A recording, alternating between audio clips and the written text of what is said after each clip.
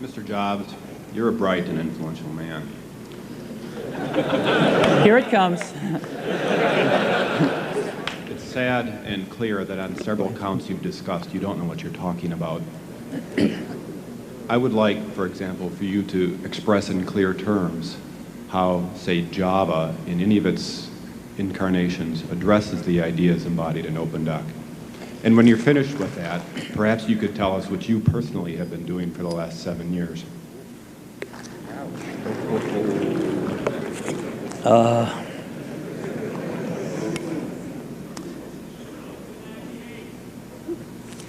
You know, you can please some of the people some of the time, but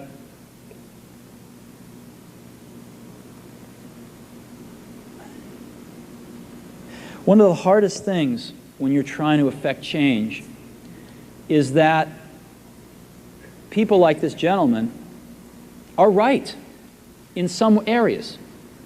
I'm sure that there are some things OpenDoc does, probably even more that I'm not familiar with, that nothing else out there does. And I'm sure that you can make some demos, maybe a small commercial app that demonstrates those things.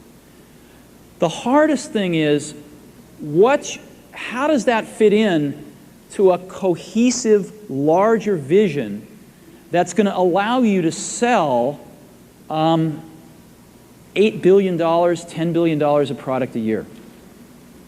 And one of the things I've always found is that you've got to start with the customer experience and work backwards to the technology. You can't start with the technology and try to figure out where you're going to try to sell it. And I've made this mistake probably more than anybody else in this room. And I've got the scar tissue to prove it. And I know that it's the case.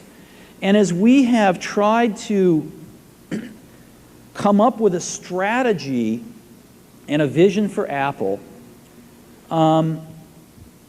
it started with what incredible benefits can we give to the customer? Where can we take the customer? Not starting with, let's sit down with the engineers and figure out what awesome technology we have, and then how are we going to market that. And I think that's the right path to take. I remember with the LaserWriter, we built the world's first small laser printers, you know.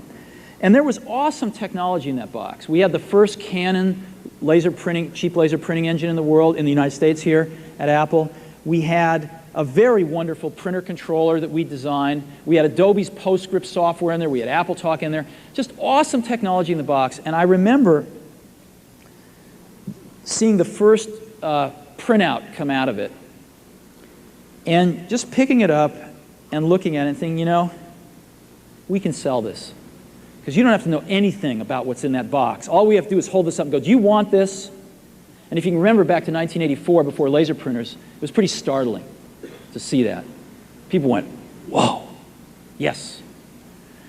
And that's where Apple's got to get back to.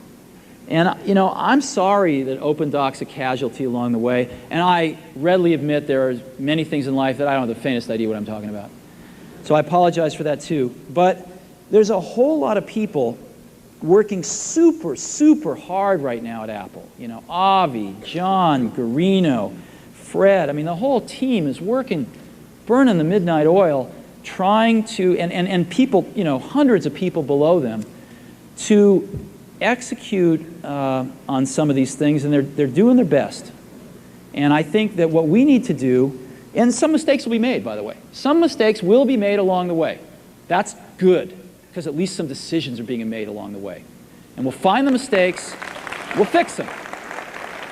And I think what we need to do is support that team going through this very important stage as they work their butts off. They're all getting calls, being offered 3 times as much money to go do this, do that, the valley's hot, and none of them are leaving. And I think we need to support them and see them through this and write some damn good applications to support Apple out in the market. That's my own point of view. Mistakes will be made, Some people will be pissed off. Some people will not know what they're talking about. But I think it is so much better than where things were not very long ago. And I think we're going to get there.